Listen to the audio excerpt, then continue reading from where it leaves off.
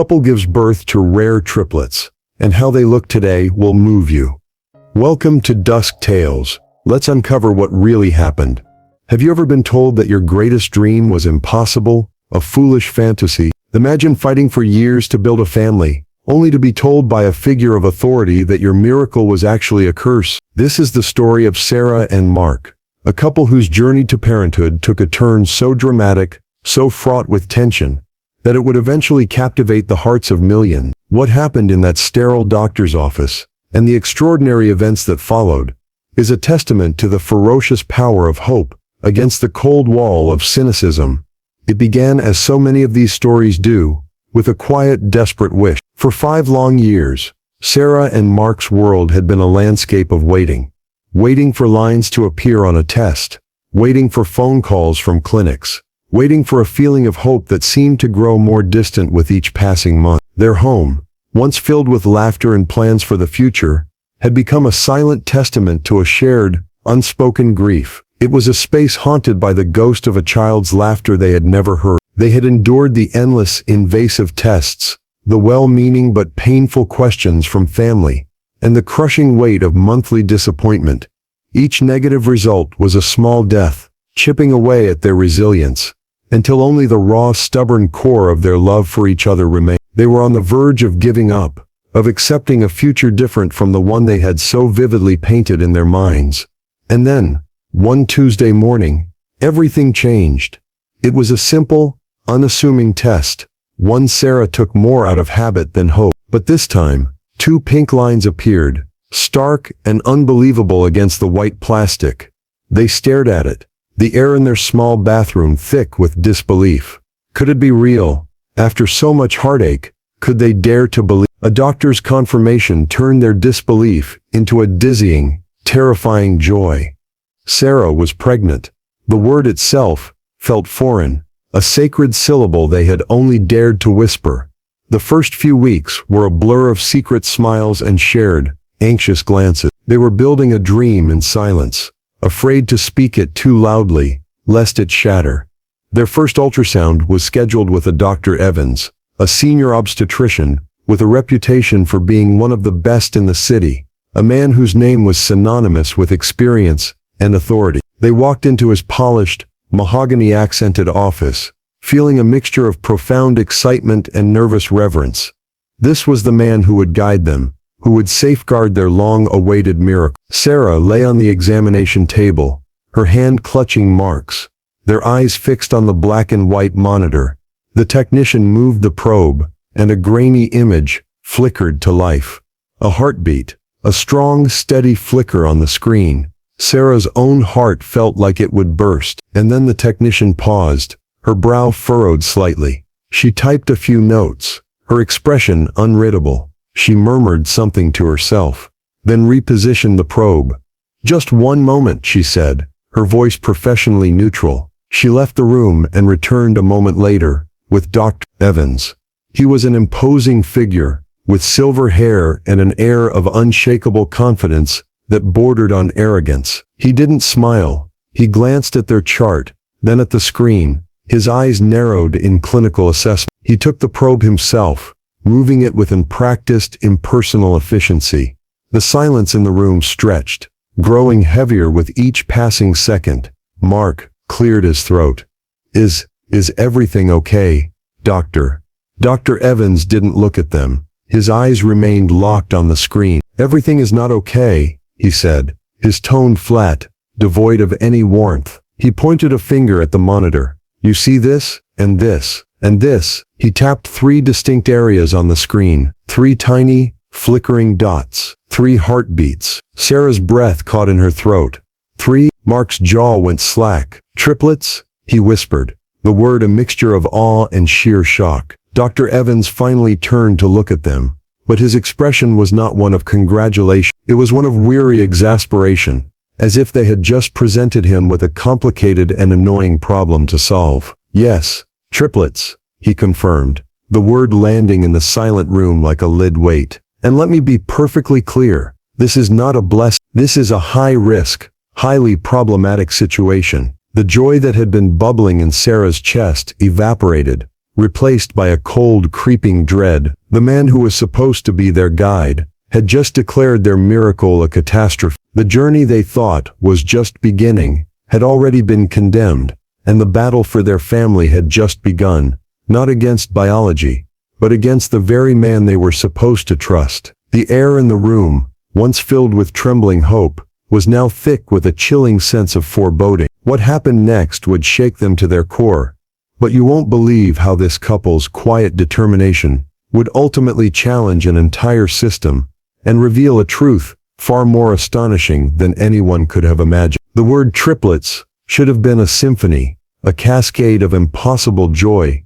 Instead, in the cold, sterile atmosphere of Dr. Evans' office, it sounded like a diagnosis. He leaned back in his leather chair, steepling his fingers, as if presiding over a corporate merger that had gone sour. The grainy ultrasound photo, showing the 3 tiny sparks of life, lay on his desk between them, feeling less like a first family portrait and more like a piece of damning evidence. "Let's be realistic," Evans began, his voice carrying the patronizing tone of a man who had seen it all and was impressed by none of it. A singleton pregnancy for a woman of your age and history would be considered high risk. A triplet pregnancy is, well, it's statistically reckless. He spoke of risks, not with compassion, but with a kind of grim satisfaction. He listed the potential complications like a grocery list of horrors: extreme prematurity, low birth weights, cerebral palsy, maternal hemorrhaging, gestational diabetes,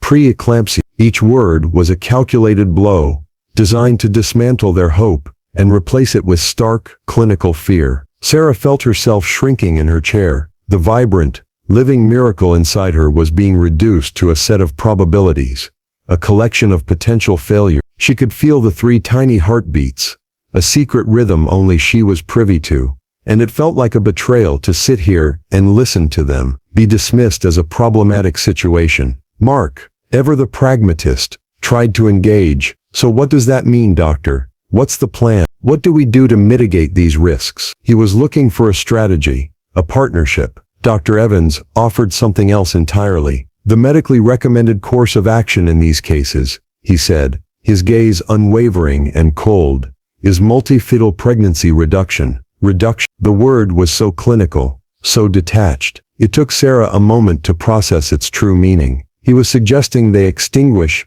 1 or 2 of the heartbeats flickering on that photograph. He was suggesting they choose. A wave of nausea, sharper than any morning sickness, washed over her. "You mean, you want us to terminate one of them?" Her voice was a fragile whisper. Dr. Evans sighed, a long, theatrical exhalation of impatience. "I don't want you to do anything. I am advising you on the standard of care. It increases the chances of a healthier outcome for the remaining fetus, or fetuses, and for you, Mrs. Miller." He slid a glossy brochure across the desk. It was titled "Options for Multi-Fetal Pregnancy." "Think of it as a difficult but necessary choice," he continued, his tone softening into a manipulative sort of sympathy that was somehow worse than his bluntness. "It's about maximizing success. It's an unfortunate reality of this kind of anomaly." Anomaly. He called their children an anomaly. That was the word that broke through Sarah's shock and ignited a spark of defiance. She looked at Mark, whose face was pale, his mind clearly reeling as he tried to reconcile the doctor's cold logic with the profound, instinctual love he already felt. He was a man who solved problems with spreadsheets and data, and Dr. Evans was flooding him with data that pointed to a conclusion that felt morally abhorrent. "No," Sarah said. The word was quiet, but it landed with surprising force in the silent room. Dr. Evans raised an eyebrow. "I'm sorry." "No," she repeated, her voice gaining strength. She looked directly at him, her fear transmuting into a protective anger. "We're not reducing anyone. They are our children, all 3 of them." Dr. Evans gave a small dismissive smile, a flicker of contempt at her naivete. "Miss Miller, with all due respect, you are being emotional. This is a medical decision, not a sentimental one. Your attachment is understandable, but it is clouding your judgment. The risks." "I understand the risks," Mark interjected, finding his voice and placing a supportive hand on Sarah's arm. "But we are not going to make a choice like that. There have to be other ways, other specialists, other protocols." "There are no other protocols. that negate the fundamental biological risks.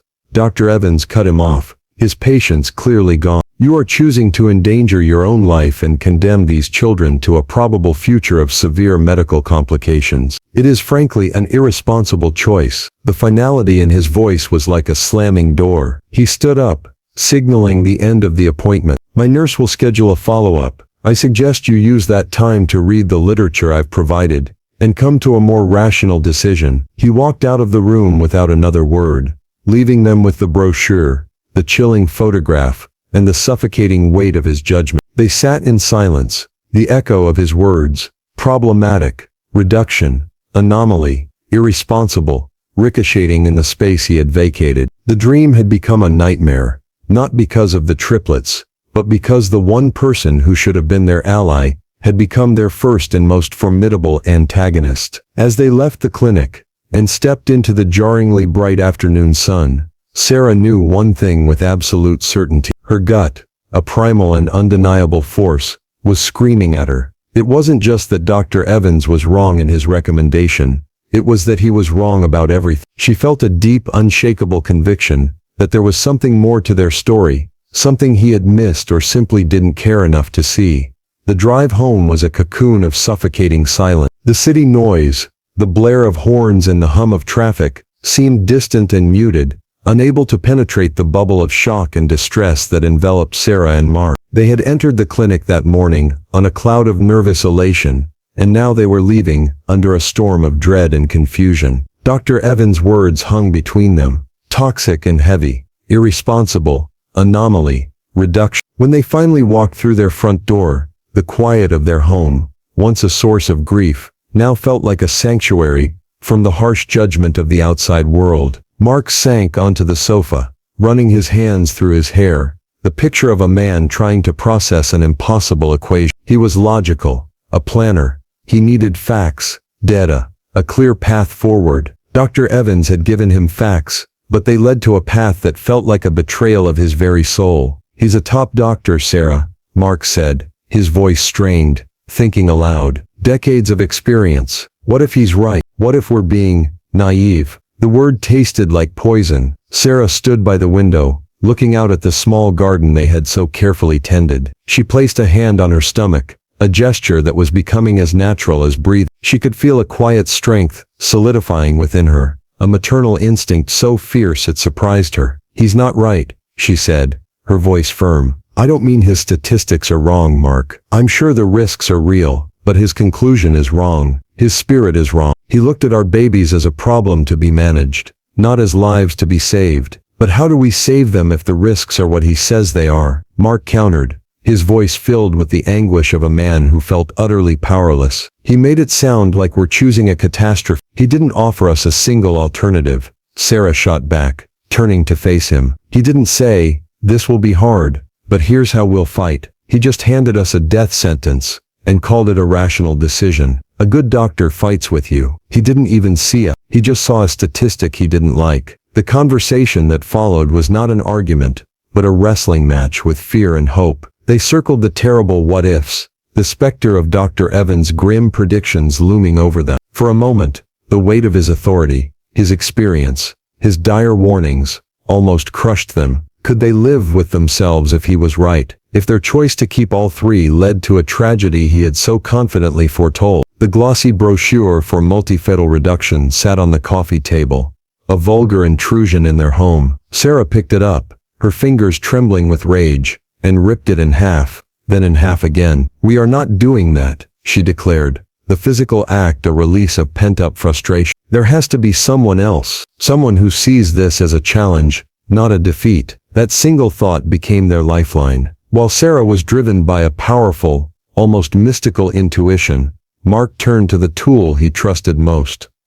He opened his laptop and began to dive into the world of high-risk multifetal pregnancies. He waded through dense medical journals, forums filled with acronyms he didn't understand, and blogs written by parents who had faced similar odds. For hours, he read stories of heartbreak and stories of incredible, odds-defying triumph. He learned about different types of triplets, about experimental treatments, and about the small, dedicated community of perinatologists who specialized in the pregnancies that other doctors deemed hopeless. He was searching for an alternative to Dr. Evans' bleak prognosis, a flicker of light in the darkness. Meanwhile, Sarah sat quietly, her hand on her belly, trying to listen to the feeling that had been so strong in the doctor's office. It was more than just a mother's love. It was a persistent, nagging feeling that Dr. Evans had missed something fundamental. His diagnosis had been too quick, too dismissive. He had barely looked at the screen before launching into his speech about reduction. It was a hunch,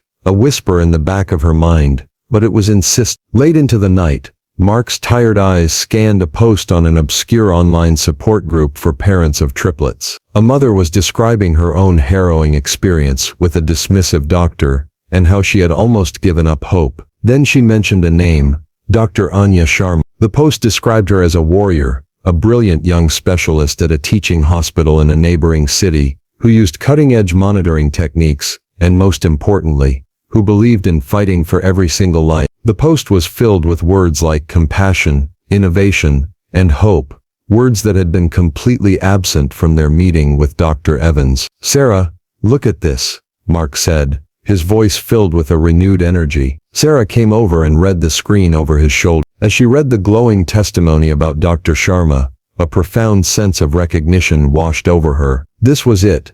This was the person they needed to find. It was a long shot. Getting an appointment with a sought-after specialist could take months, time they didn't have. But for the first time since leaving Dr. Evans' office, the suffocating cloud of despair began to lift, replaced by a fragile but determined sliver of hope. They had a name. They had a destination. Their fight for their family now had a direction, a new path forward that led away from the cold cynicism of Dr. Evans and toward a future they would have to build themselves, one desperate, hopeful step at a time. The decision was made. They would not be statistics. They would be fighters. Securing an appointment with Dr. Anya Sharma felt like trying to catch lightning in a bottle. Her schedule was booked solid for half a year. Mark, fueled by a sleepless night of research and a newfound sense of purpose, did something he rarely did. He threw a Hail Mary. He found Dr. Sharma's direct hospital email address, buried in a research paper she had published,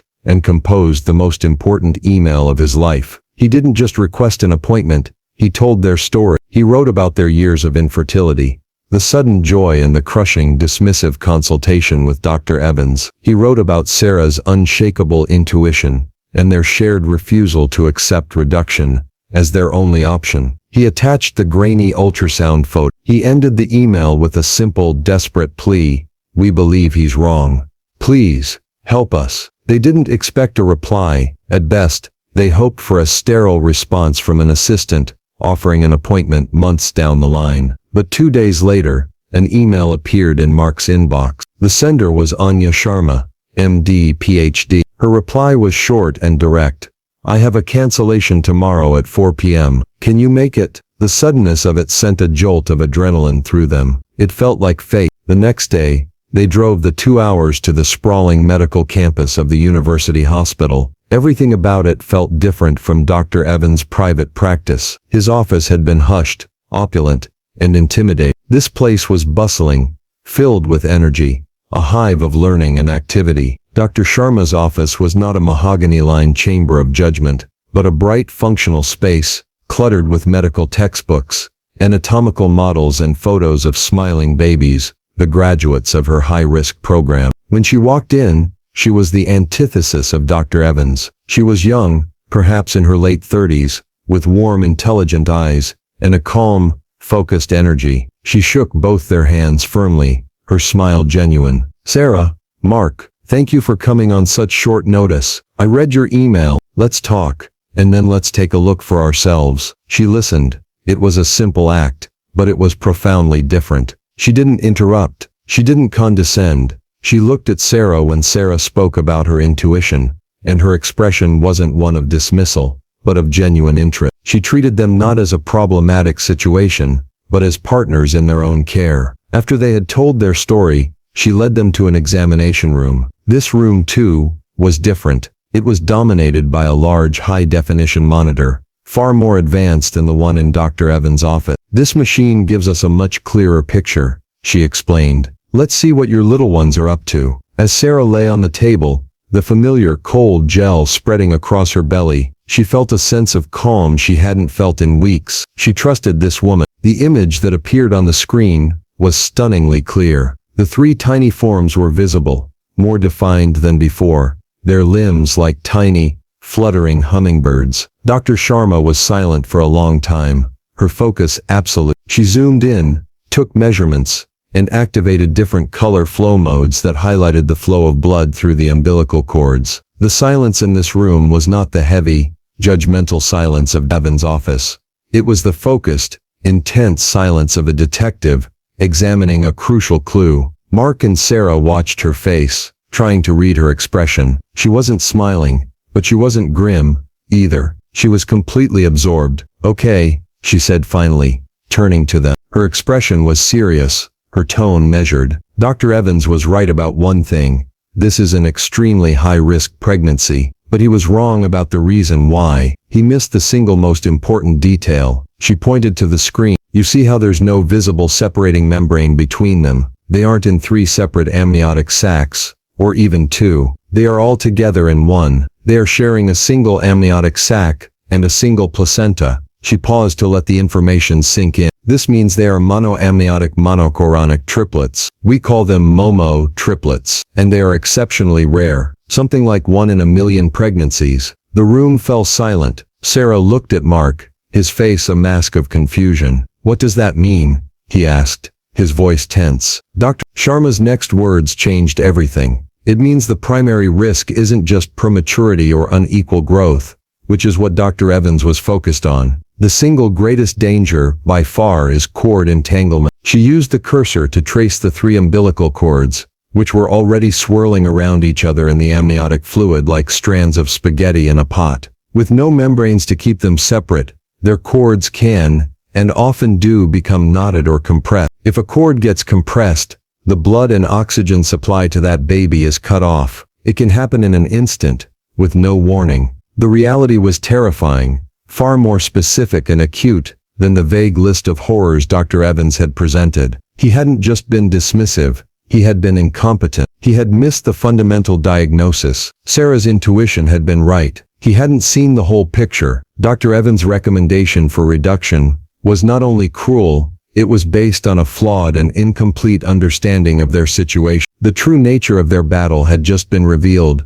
and the stakes were higher, the path narrower, and the danger more immediate than they could have ever imagined. They weren't just carrying triplets, they were carrying a 1 in a million miracle, and its survival depended on navigating a peril that was as unique as they were. The diagnosis of monoamniotic monochorionic triplets hung in the air, a fact both miraculous and terrifying. Dr. Sharma didn't sugarcoat the reality. She pulled up charts and statistics, but unlike Dr. Evans, her presentation of the data felt like strategy, not a death sentence. "Historically," she began, her tone grave but steady, "the perinatal mortality rate for MOMO triplets has been staggeringly high, over 50%. Before advanced ultrasound technology, it was almost 100%. The risk of a catastrophic cord accident is present every single second of every day." Sarah felt a cold knot of fear tighten in her stomach, but Dr. Sharma wasn't finished. "However," she continued, and that single word shifted the energy in the room, "we have learned a great deal in the last decade. We don't have to just sit and wait and hope for the best. We can be proactive. We can create a new standard of care." She looked them both directly in the eyes, her gaze full of a fierce, intelligent compassion. "There are options, but none of them are easy." She laid out the stark reality. Termination of the entire pregnancy was an option she was obligated to present, but she did so with sensitivity, acknowledging the journey they had already been on. Then she discussed the protocol Dr. Evans had so callously pushed: selective reduction. "In the case of MOMO pregnancies, reduction is exceptionally dangerous," she explained, her words a quiet indictment of their former doctor's incompetence. "Attempting to intervene with one fetus could easily compromise the entire shared environment, the single sac, the shared placenta, and lead to the loss of all three." Recommending it without even identifying the monoamniotic nature of the pregnancy was negligent. The validation of Sarah's intuition was powerful, but it was overshadowed by the gravity of their new reality. "So what's the other option?" Mark asked, his voice barely a whisper. The option to fight, Dr. Sharma said, her voice taking on a new intensity. It's aggressive, it's demanding, it's our best shot at bringing all 3 of your babies home. The plan she outlined was radical. At 24 weeks gestation, the very earliest edge of viability, Sarah would be admitted to the hospital as an inpatient. She would live there for months. She would be subjected to constant monitoring, multiple times a day, non-stress tests, biophysical profiles, frequent high-resolution ultrasounds to check the position of the cords. We would be watching them constantly, Dr. Sharma explained, looking for any sign of distress, any indication that the cords are compressing. The moment we see a persistent problem, we deliver, immediately, via C-section. Deliver at 24 weeks, Sarah asked, her mind reeling. The thought of babies born so early was terrifying. Or 26, or 28, or if we are incredibly, unbelievably lucky, 32 weeks. Dr. Sharma clarified. Every single day they stay in is a huge victory. Our goal is to balance the risk of a cord accident inside the womb against the risks of extreme prematurity outside the womb. It's a tightrope walk like no other. The scale of the sacrifice was immense. Sarah would have to leave her job. They would be living apart, their lives completely upended. Their world would shrink to the 4 walls of a hospital room. Days governed by the beeps and readouts of medical machines. The financial strain would be enormous. The emotional toll, immeasurable. Yet, as Dr. Sharma spoke, she wasn't just presenting a medical protocol. She was offering them a battle plan. She was offering them a chance to be active participants in their children's survival. She saw the fear and hesitation in their eyes. I will not lie to you, she said softly. The odds are not what any of us would want.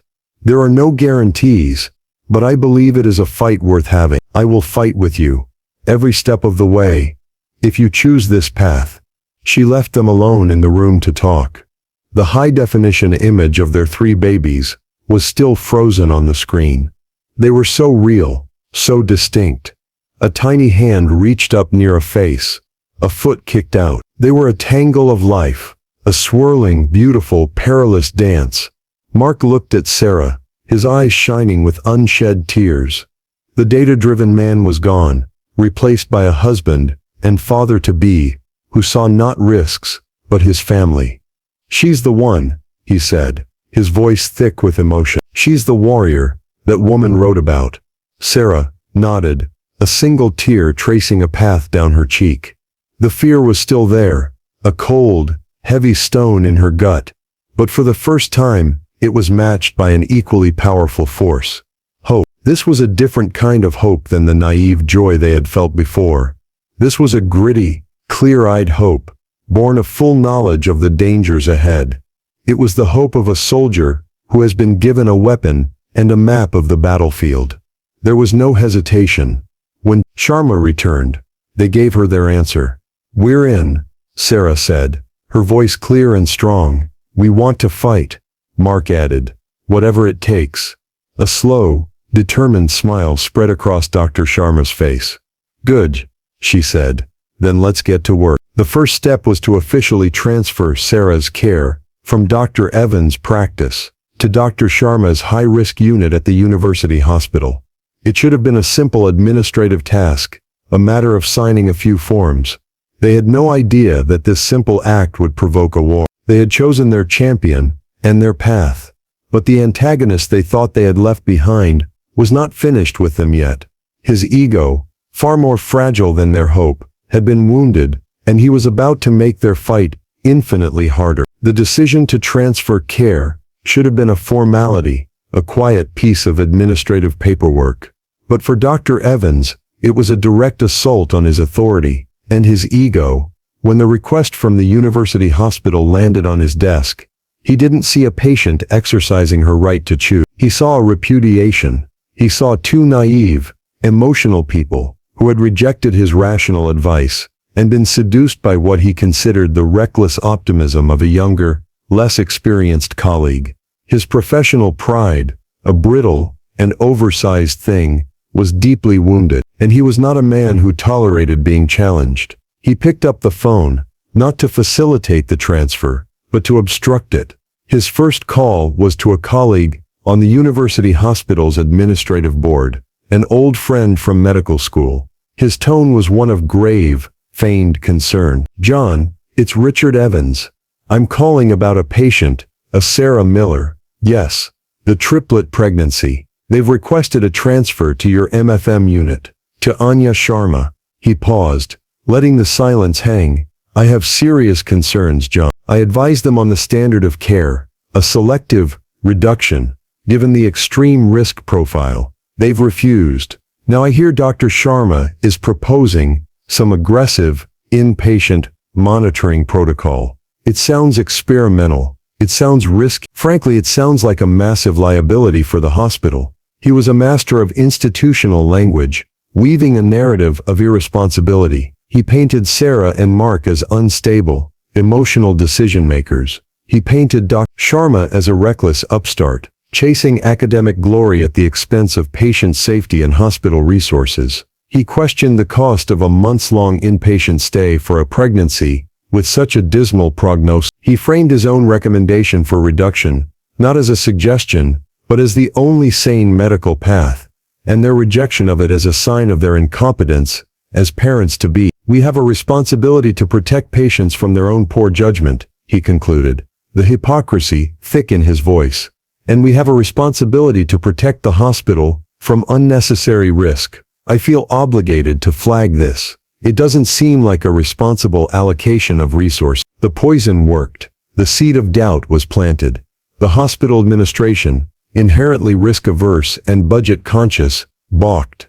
Mark received a call not from Dr. Sharma's office confirming the transfer, but from a hospital administrator with a clipped, bureaucratic tone. The transfer was under review. There were concerns about the proposed care plan. They needed to assess the viability and resource allocation. The vague, corporate speak was a smokescreen for the truth. Dr. Evans was actively sabotaging them. The news was a devastating blow. They had found their champion, only to have the door slammed in their faces by the very institution that was supposed to help them. Dr. Sharma was furious. She fought for them fiercely within the hospital's arcane committee structure. She presented her data, her published research on monitoring high-risk pregnancies, and her ethical argument for respecting patient autonomy. But she was up against the entrenched old boys network, a system where Evans' decades of schmoozing and established authority held more sway than her cutting-edge science. The battle dragged on for 2 agonizing weeks. 2 weeks in which the triplets were growing, the cords were swirling, and the clock was ticking. Sarah and Mark were in limbo, trapped between a doctor who had abandoned them and a hospital that was refusing to take them. The stress was immense. Every day was a fresh wave of anxiety. Was this the day they would lose the fight? Was this the day a cord accident would happen while they were stuck in bureaucratic purgatory? Dr. Evans' actions had transformed their personal medical crisis into an institutional war. He was no longer just a dismissive physician. He was an active antagonist, using his power and influence to punish them for defying him. His pride was more important to him than the lives of 3 unborn babies. During this time, Sarah's conviction only deepened. The resistance they were facing was proof that they were on the right path. "He's afraid," she told Mark one evening, her voice trembling with a mixture of anger and clarity. "He's afraid of Dr. Sharma being right. He's afraid of us succeeding where he predicted failure. It would prove he was not just wrong, but negligent.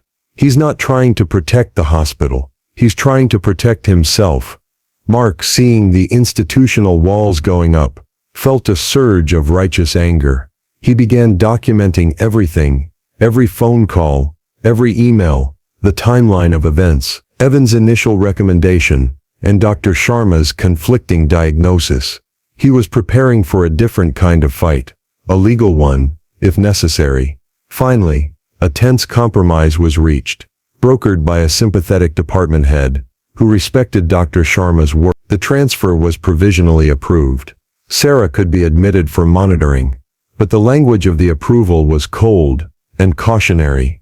It was clear they were being viewed as a liability, a problem case. The victory felt hollow, precarious. They had won the battle, But the war was far from over. They were entering a hospital where they were not entirely welcome, under a cloud of disapproval, orchestrated by Dr. Evans.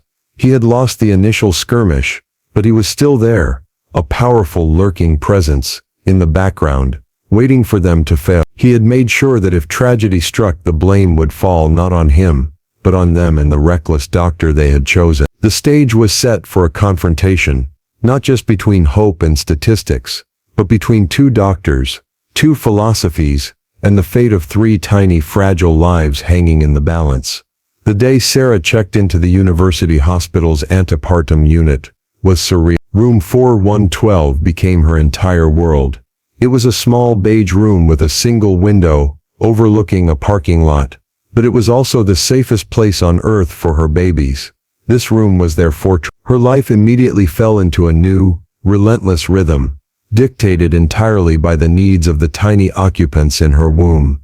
The centerpiece of the room was the fetal monitor, a machine that became both her tormentor and her lifeline. 3 times a day, a nurse would come in and strap 2 belts across her belly, each holding a small round sensor. For an hour, Sarah would have to lie perfectly still, listening to the rhythmic, galloping sound of 3 distinct heartbeats, amplified and printed onto long strips of paper. Each beat was a reassurance.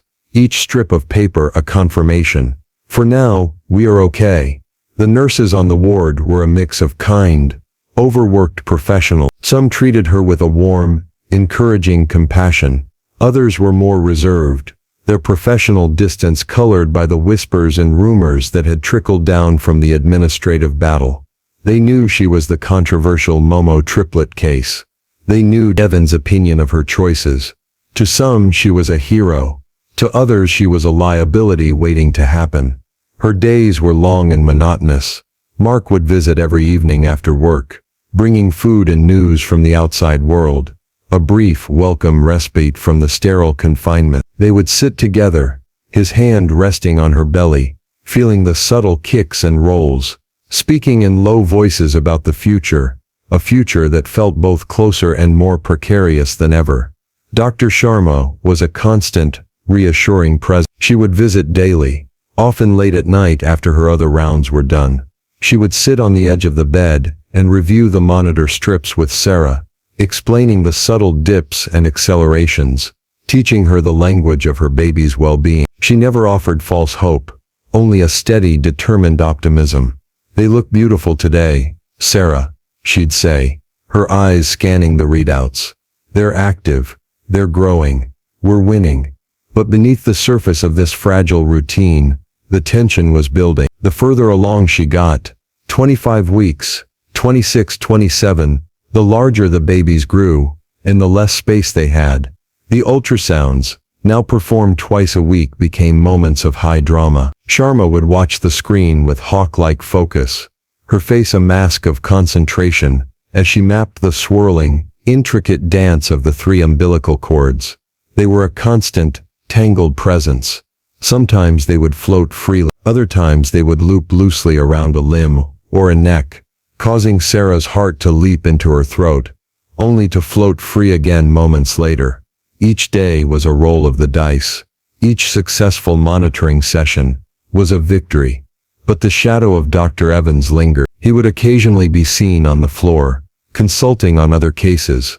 He never made eye contact with Sarah, but she could feel his presence, a cold draft in the hallway. He would speak to the nurses, his voice low, and she knew he was asking about her, checking on the status of his dire prediction. He was waiting to be proven right.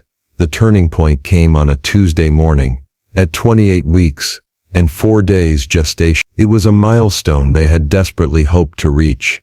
A nurse, a younger woman, named Chloe, who had always been one of Sarah's biggest cheerleaders, was conducting the morning monitoring session. At first, everything seemed normal. The 3 heartbeats galloped along, a familiar, comforting sound. Then, Chloe's brow furrowed. She adjusted one of the sensors. "Baby C's heart rate is looking a little sleepy," she murmured, trying to keep her voice light. But Sarah could hear the undercurrent of concern. She watched the number on the monitor dip. 130. An alarm, soft at first, began to beep. Chloe's professional calm evaporated. She hit a button on the wall. "I need a doctor in 412 now," she said, her voice sharp and clear into the intercom. Stat. Within seconds, the room was filled with people. Sharma, who had been in a meeting on another floor, came running in, her face pale. She glanced at the monitor strip, her eyes narrowing. The deceleration in baby C's heart rate was now prolonged, deep and ominous. Baby A and baby B's rates were starting to climb, a sign of distress. "It's a cord event," Dr. Sharma said, her voice cutting through the noise. "He's being compressed. Get me a portable ultrasound. Now." A machine was wheeled in.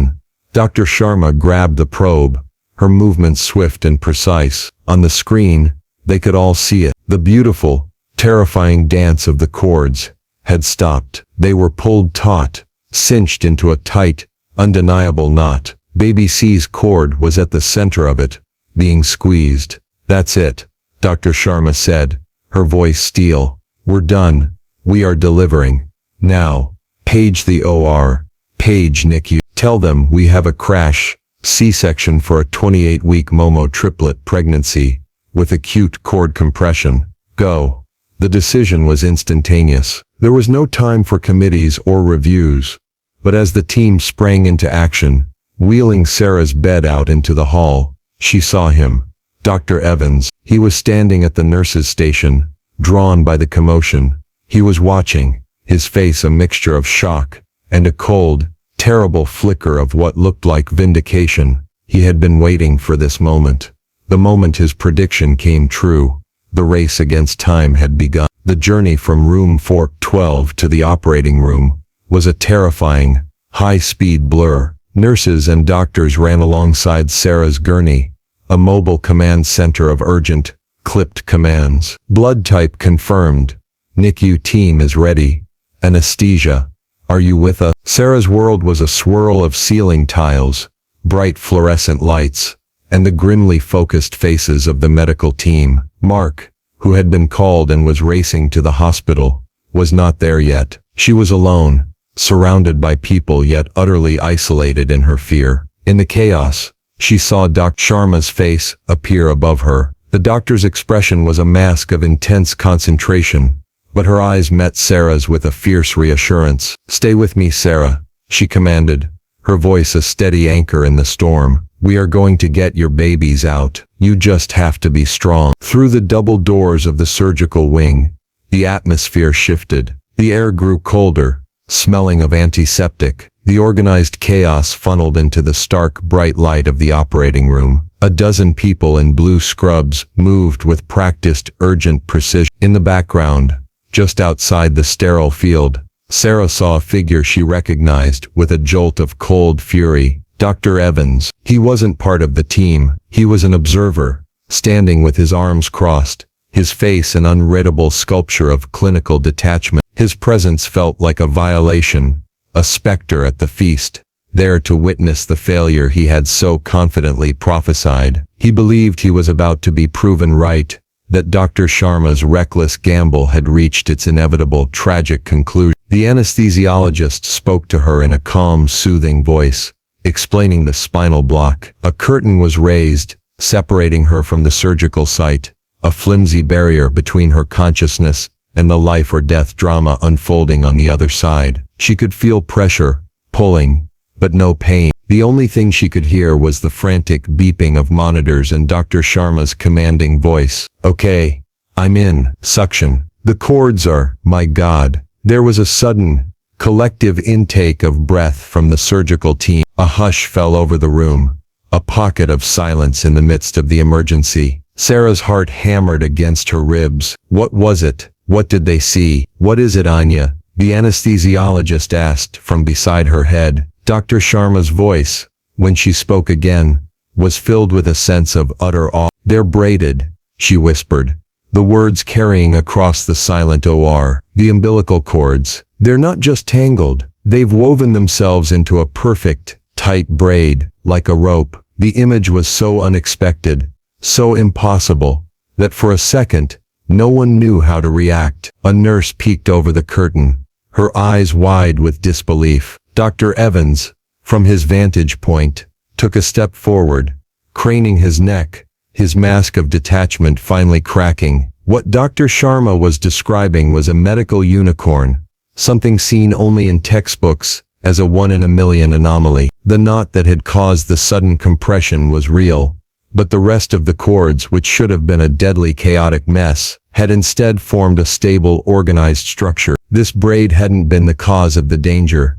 For weeks, it had likely been their salvation, preventing countless fatal entanglements. The braid itself had protected them. "Okay, people, focus." Dr. Sharma's voice snapped everyone back to the present. "It's incredible, but we still have to get them out. I'm going for baby C first. He's the one in distress." The tension ratcheted back up. The seconds stretched into an eternity. "Baby A is out." A cheer went up. A tiny, fragile whimper, the most beautiful sound Sarah had ever heard, pierced the air. A NICU team swooped in, wrapping the baby and rushing to a warming station. "Baby B is out." Another cheer, another cry, this one a bit stronger. 2 down, 1 to go. All the focus was now on baby C, the one whose heart rate had plummeted. "Come on, little one," Dr. Sharma murmured. "I've got you." A final pull. Baby C is out. Silence. For 1, 2, 3 agonizing seconds, there was no cry. The only sound was the frantic work of the NICU team. Sarah held her breath, her entire being focused on a sound that wasn't there. And then, a sputtering cough, followed by a faint, indignant wail. The collective sigh of relief in the room was a physical force. 3 cries, 3 miracle. Mark burst through the door, just in that moment, scrubbed and gowned, his face a mess of terror and hope. He saw the 3 tiny bundles being worked on by the neonatal teams, and he locked eyes with Sarah over the curtain, tears streaming down both their faces. Dr. Sharma, her work done, stepped back from the table. She looked over at Dr. Evans, who stood frozen, his arms no longer crossed. His face was ashen. Everything he had predicted, everything his cynicism was built on, had been upended. He had predicted a catastrophe born of chaos. Instead, in the heart of that chaos, there had been an unexplainable, life-saving order. He hadn't just been wrong about the risks. He had been blind to the possibility of a miracle. His entire worldview, built on a foundation of cold statistics and arrogant certainty, had been shattered by the sight of a perfectly braided rope, made of 3 umbilical cords. He looked from the triumphant, exhausted face of Sharma to the 3 tiny, fighting babies, and in his eyes for the first time, there was not an ounce of arrogance left, only the profound, hollow shock of a man who had just witnessed the impossible. The aftermath of the delivery was a whirlwind of controlled chaos and fragile hope. The triplets, whom Sarah and Mark named Oliver, baby A, Benjamin, baby B, and Caleb, baby C, were whisked away to the neonatal intensive care unit. They were impossibly small, each weighing just over 2 pounds, their skin translucent, and their bodies wired to a constellation of monitors that beeped and glowed in the dim light of their incubators. For Sarah and Mark, the NICU became their new world. The joy of the survival was tempered by the stark reality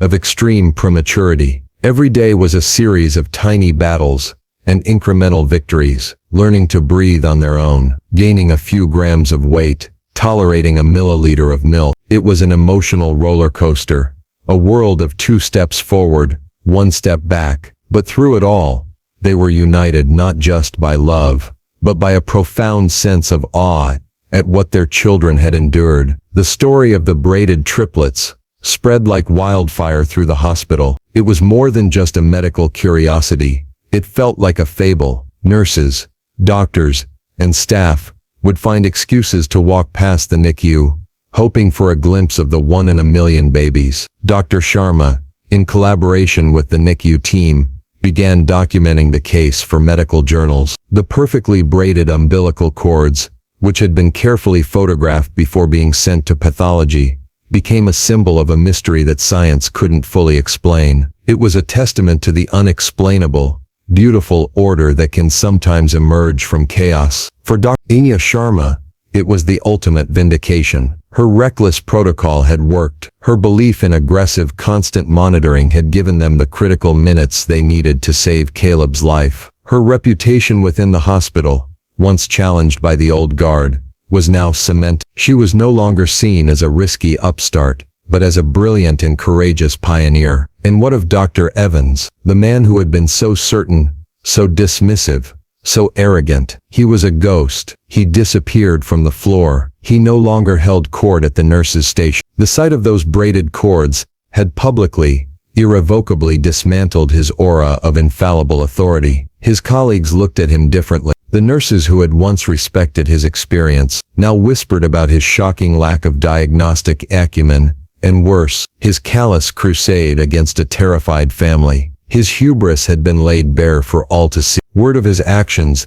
the pressure to reduce, the attempt to block the transfer, the ghoulish way he had watched the emergency C-section, waiting for failure spread through the hospital grapevine. An informal, then a formal review was launched by the hospital's ethics committee. It wasn't just about the Miller case. As investigators began to look into his history, a pattern emerged. Dozens of former patients came forward with stories of his dismissiveness, his lack of compassion, his tendency to bully those who questioned his judgment. He had built a career on being the unquestionable authority, and it turned out his foundation was rotten. He was given a choice: face a public and humiliating hearing that would likely result in the revocation of his license, or retire. Quietly, immediately, he chose retirement. There was no party, no grand farewell speech, no plaque honoring his decades of service. He simply vanished from the hospital roster, his long career ending not with a bang,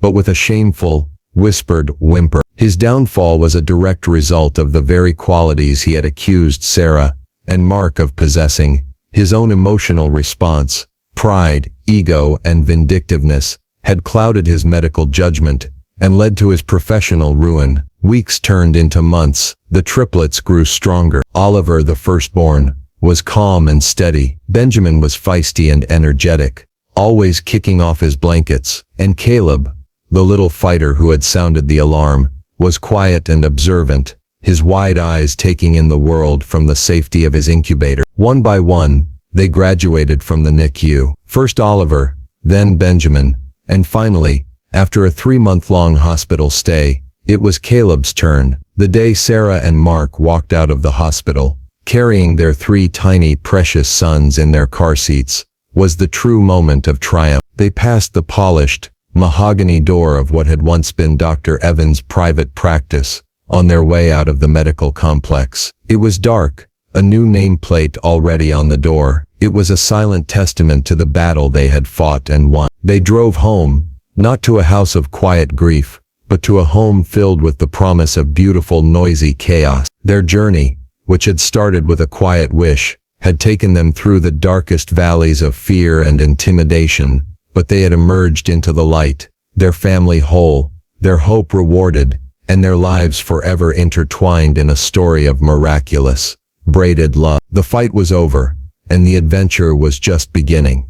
And so, what becomes of a miracle once the storm has passed? How does a one-in-a-million story unfold in the quiet, ordinary light of day? The dramatic survival of the braided triplets was a moment in time, but the lives of Oliver, Benjamin, and Caleb are a continuing testament to the power of that story. So how do they look today? To see them now, as vibrant, rambunctious 7-year-olds, will move you to your core, because in their bright eyes and inseparable bond, you see the living, breathing result of a fight that was almost lost before it even began. The photos tell part of the story. There they are on their first day of kindergarten, 3 boys with matching backpacks and wildly different smiles. Oliver, the oldest by a minute, has the calm, steady gaze of his father. Mark, he is the planner, the one who lines up his toy cars in perfect, orderly rows. Benjamin, true to his feisty start in the NICU, is a whirlwind of motion,